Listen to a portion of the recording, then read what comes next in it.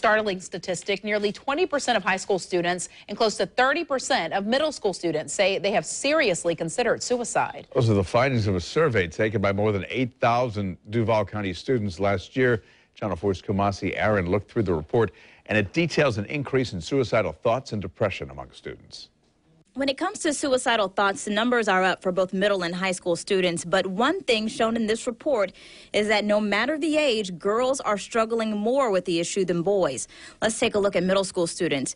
The YRBS study asked them 3 questions about suicide. From 2013 to 2015, the number of students who said they were seriously contemplating suicide increased by 11%.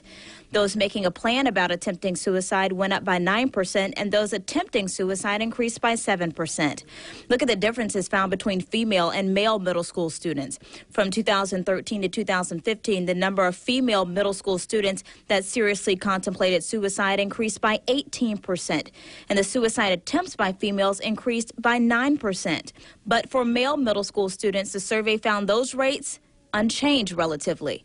Now, Duval County high school students. The survey found the number of high school students that have attempted suicide increased 64% from 2013 to 2015. Certain students are affected more than others. Nearly 1 in 3 students that identified as lesbian, gay, or bisexual have attempted suicide.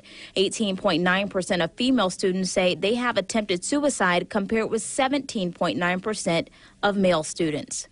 The survey found in Duval County close to 1 out of 3 high school students were depressed.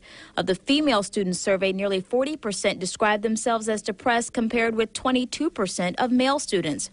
For students that identified as lesbian, gay, or bisexual, that number was 53%.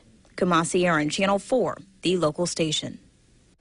Now, Duval County School Superintendent Dr. Vitti gave us a statement about the survey. He said, "We actively promote the completion of the survey to provide ourselves, partners, and organizations with an objective way to determine how best to apply limited resources and improve outcomes. We have a lot of work to do as a community to fill the gaps created by poverty and inadequate parenting." Filling these gaps must be a priority, he says, because as a society, we pay for the negative consequences for these causes one way or the other.